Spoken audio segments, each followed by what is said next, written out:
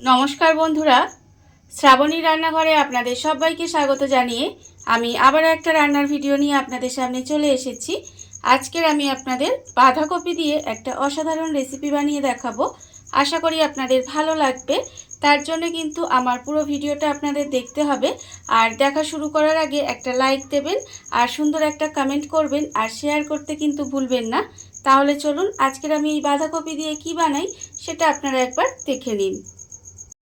বাঁধাকপির এই রেসিপিটা করার জন্য প্রথমে আমি এখানে দেখুন গ্যাসটা অন করে একটা কড়া বসিয়ে দিয়েছি। আর কড়ার মধ্যে দিয়েছি আমি বেশ কিছুটা সর্ষের তেল। এখানে আমার 4 থেকে 5 চামচ মতো সর্ষের তেল আমি কড়ায় দিয়েছি। তেলটা আমার এখানে গরম হয়ে গেছে। এবারে আমি কড়ার মধ্যে দিয়ে দেব, দেখুন এখানে আমি একটা বড় সাইজের আলু একদম ছোট ছোট টুকরো করে কেটে রেখেছি। সেই আলুটা কিন্তু আমি প্রথমে তেলের মধ্যে দিয়ে দেব। আলুটা তেলের মধ্যে দিয়ে প্রথমে আলুটাকে একটু লাল করে ভেজে নিতে হবে। দেখুন আলুটা তেলের মধ্যে দিয়ে দিলাম। দিয়ে এবারে আলুটাকে আমি একটু এইভাবে লাল করে ভেজে নেব। আর এই সময় কিন্তু আমি আলুর মধ্যে কোনো রকম নুন বা হলুদ কিছুই দেব না। শুধুমাত্র আলুটা তেলের উপরে দিয়ে একটু লাল করে প্রথমে ভেজে নিতে হবে। আলুগুলো আমার এখানে লাল করে ভাজা হয়ে গেছে। এবারে আমি আলুগুলোকে আলাদা করে তুলে রেখে দেব। আলুগুলো আমি ভালোভাবে তেলটা ঝরিয়ে নিয়ে আলাদা করে তুলে রেখে দেব। আলুগুলো আমি এখানে আলাদা করে তুলে রেখে দিয়েছি। এবারে আমি ওই তেলের মধ্যে দিয়ে দেব পনির। দেখুন এখানে আমি পনিরগুলো কিন্তু একদম ছোট ছোট টুকরো করে কেটে রেখেছি। সেই পনিরগুলো কিন্তু আমি তেলের মধ্যে দিয়ে দেব। পনিরগুলো তেলের মধ্যে দিয়ে আবারও কিন্তু পনিরগুলোকেও আমি একটু হালকা করে ভেজে নেব। পনির কিন্তু আমি খুব বেশি লাল করে ভাজবো না, জাস্ট একটু এপিট ওপিট করে হালকা করে পনিরটা ভেজে নিতে হবে। পনির যদি বেশি লাল করে ভাজা হয় তাহলে কিন্তু পনিরটা শক্ত হয়ে যাবে, তখন খেতে ভালো লাগবে না। তাই একটু সময় নিয়ে পনিরটা জাস্ট এপিট ওপিট করে হালকা করে ভেজে নেব। পনিরটাও আমার এখানে হালকা করে ভাজা হয়ে গেছে। এবারে আমি পনিরটাকেও কিন্তু আলাদা করে তুলে রেখে দেব। পনিরটা আমি এখানে তুলে রেখে দিয়েছি। এবারে আমি ওই তেলের মধ্যে প্রথমে দিয়ে দেব, দেখুন এখানে আমি রেখেছি একটা শুকনো লঙ্কা। শুকনো লঙ্কাটা আমি ফোড়নে দিয়ে দিলাম। এবারে আমি এর মধ্যে দিয়ে দেব অল্প সামান্য একটু গোটা জিরে। একটু গোটা জিরে ফোড়ন দিলাম, দিয়ে ফোড়নটা একটু ভাজা ভাজা করে নেব। এবারে আমি এর মধ্যে দিয়ে দেব, দেখুন এখানে আমি একটা মাঝারি সাইজের টমেটো একদম কুচি করে রেখেছি, সেই টমেটোটাও আমি এর মধ্যে দিয়ে দিলাম। দিয়ে এবারে খুব ভালোভাবে টমেটোটাকে একটু এইভাবে তেলের মধ্যে নাড়াচাড়া করে নেব। টমেটোটা আমি এখানে তেলের মধ্যে একটু নাড়াচাড়া করে নিয়েছি। এবারে আমি এর মধ্যে দিয়ে দেব আদা বাটা। এখানে আমি বড় চামচের 1 চামচ মতো আদা বেটে রেখেছি, সেই আদা বাটাটা আমি এর মধ্যে দিয়ে দিলাম। দিয়ে আবারও কিন্তু একটু ভাজা ভাজা করে নেব, যাতে আদার যে একটা কাঁচা গন্ধ থাকে সেটা চলে যায়। আদাটা দিয়ে আমি তেলের মধ্যে একটু কষিয়ে নিয়েছি। দেখুন এতে কিন্তু আদার যে একটা কাঁচা গন্ধ থাকে সেটা চলে গেছে। এবারে আমি এর মধ্যে দিয়ে দেব আন্দাজ মতো নুন, 1/2 চামচ হলুদের গুঁড়ো, 1/2 চামচ লঙ্কার গুঁড়ো, 1/2 চামচ জিরের গুঁড়ো, 1/2 চামচ ধনের গুঁড়ো, 1/2 চামচ কাশ্মীরি লঙ্কার গুঁড়ো, আর অল্প একটু চিনি। এই সমস্ত কিছু কিন্তু আমি এর মধ্যে দিয়ে দিলাম। দিয়ে খুব ভালোভাবে মশলার সঙ্গে একটু কষিয়ে নিতে হবে। কষিয়ে নিয়ে এই সময় আমি এর মধ্যে অল্প সামান্য একটু জল দেব। যেহেতু আমি এখানে গুঁড়ো মশলা দিয়েছি সেই জন্য আমি এর মধ্যে একটু জল দিলাম।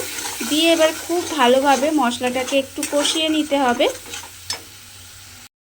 মশলা আমার এখানে খুব ভালোভাবে কষানো হয়ে গেছে। দেখুন মশলা কিন্তু আমি এখানে খুব ভালোভাবে কষিয়ে নিয়েছি।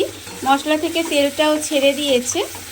যখন দেখবেন এইভাবে মশলাটা খুব ভালোভাবে কষানো হয়ে যাবে তখন কিন্তু আমি এর মধ্যে দিয়ে দেব বাঁধাকপি। এখানে আমি বাঁধাকপিগুলো একদম সরু সরু করে গ্রেট করে রেখেছিলাম, মানে কুচি করে রেখেছিলাম, সরি গ্রেট করে রাখিনি, কুচি করে রেখেছি। সেই বাঁধাকপিটা কিন্তু আমি এর মধ্যে দিয়ে দেব। আর আমি এই রান্নাটায় কাঁচা বাঁধাকপিই ব্যবহার করেছি। আপনারা চাইলে কিন্তু বাঁধাকপিটা প্রথমে একটু ভাপিয়েও নিতে পারেন। তবে এইভাবে রান্না করলেও কিন্তু খেতে ভীষণ ভালো হয়। এবারে বাঁধাকপিটা দিয়ে মশলার সঙ্গে আমি খুব ভালোভাবে এইভাবে একটু মিশিয়ে রান্না করে নেব। মশলার সঙ্গে বাঁধাকপিটা দিয়ে এইভাবে কিছুক্ষণ রান্না করে নিয়েছি। দেখুন, এর ফলে কিন্তু বাঁধাকপিটা অনেকটাই কমে গেছে। আর যখন দেখবেন এইভাবে কমে এসেছে বাঁধাকপিটা, তখন আমি এর মধ্যে দিয়ে দেব বেশ কিছুটা কড়াইশুঁটি। আমি এখানে বেশ কিছুটা কড়াইশুঁটি ধুয়ে পরিষ্কার করে রেখেছি, সেই কড়াইশুঁটিটাও কিন্তু আমি এর মধ্যে দিয়ে দিলাম। দিয়ে এবারে খুব ভালোভাবে আবারও এটাকে মিশিয়ে নেব। মিশিয়ে এটাকে একটু কষিয়ে নিতে হবে। এই যে বাঁধাকপি থেকে জলটা বেরিয়েছে, এই জলটা আমি একটু শুকনো করে নেব। মানে খুব ভালোভাবে কষিয়ে নিলে দেখবেন এই জলটা শুকিয়ে যাবে, শুকিয়ে একটু ভাজা ভাজা মতো হয়ে যাবে। ততক্ষণ কিন্তু আমাকে এইভাবে একটু বাঁধাকপিটা কষিয়ে নিতে হবে। বাঁধাকপিটা দেখুন এখানে খুব ভালোভাবে কষিয়ে একটু ভাজা ভাজা মতো করে নিয়েছি। যখন এই ভালোভাবে একটু কষানো হয়ে যাবে, তখন আমি এর মধ্যে দিয়ে দেব আলু। এখানে আমি যে আলুটা ভেজে রেখেছিলাম, সেই আলুটা আমি এর মধ্যে দিয়ে দিলাম। দিয়ে খুব ভালোভাবে কিন্তু মশলার সঙ্গে আলুটা দিয়েও খুব ভালোভাবে কষিয়ে নিতে হবে। দেখুন, আপনারা তো বাঁধাকপি দিয়ে অনেক রকম রান্নাই খেয়েছেন, এইভাবে একবার পনির দিয়ে নিরামিষ বাঁধাকপিটা রান্না করে দেখবেন, খেতে কিন্তু অসম্ভব সুন্দর হয়। এটা আপনারা যে কোনো কিছুর সাথেই কিন্তু খেতে পারেন, ভাত, রুটি, লুচি, পরোটা, পোলাও, যে কোনো কিছুর সাথে এটা কিন্তু খেতে অসম্ভব সুন্দর লাগে। আপনারা এইভাবে একবার হলেও কিন্তু বাড়িতে বানিয়ে দেখতে পারেন। দেখুন, আলু দিয়ে কিন্তু খুব ভালোভাবে আমি কষিয়ে নিয়েছি। কষানো কিন্তু আমার এখানে হয়ে গেছে। এবারে আমি এর মধ্যে দিয়ে দেব জল। এখানে আমি পরিমাণ মতো জল দিয়ে দেব। দেখুন, আমি কিন্তু এখানে প্রথমে 1 বাটি জল দিলাম। আর আমি কিন্তু বেশি জল দেব না, কারণ আলু যেহেতু ভাজা আছে, তাই আলুটা সেদ্ধ হওয়ার মতো আর বাঁধাকপি মটরশুঁটি সেদ্ধ হওয়ার মতো এখানে আমি জল দিলাম। দিয়ে এবারে গ্যাসটাকে লোতে দিয়ে এইভাবে বেশ কিছুক্ষণ রান্না হতে দেব। রান্না হতে দিলে দেখবেন সমস্ত সবজিগুলো কিন্তু এখানে খুব ভালোভাবে সেদ্ধ হয়ে যাবে। এইভাবে এটা ঢাকা দিয়ে কিছুক্ষণ রান্না হতে দেব। গ্যাসটা লোতে দিয়ে আমি এইভাবে ঢাকা দিয়ে কিছুক্ষণ রান্না হতে দিয়েছিলাম। দেখুন, এর ফলে কিন্তু আলু, কপি, মটর মানে মটরশুঁটি সমস্ত কিছু ভালোভাবে সেদ্ধ হয়ে গেছে, দেখতেই পাচ্ছেন। এবারে যখন সব কিছু খুব ভালোভাবে সেদ্ধ হয়ে যাবে, তখন আমি এর মধ্যে দিয়ে দেব পনির। এখানে আমি যে পনিরটা আগে থেকে ভেজে রেখে দিয়েছিলাম, সেই পনিরটা কিন্তু আমি এখানে দিয়ে দিলাম। দিয়ে এবারে খুব ভালোভাবে মিশিয়ে নেব। মিশিয়ে আবারও কিন্তু এইভাবে ঢাকা দিয়ে একটু রান্না হতে দিতে হবে। দেখুন, আমি কিন্তু আবারও এইভাবে খুব ভালোভাবে পনিরটা মিশিয়ে নেব। মিশিয়ে ঢাকা দিয়ে আবারও বেশ কিছুক্ষণ এইভাবে একটু রান্না হতে দেব। পনিরটা দিয়ে আমি কিন্তু 5 মিনিট মতো এইভাবে একটু রান্না হতে দিয়েছিলাম। দেখুন, 5 মিনিট আমার হয়ে গেছে। এবারে আমি এর মধ্যে দিয়ে দেব অল্প সামান্য একটু গরম মশলার গুঁড়ো।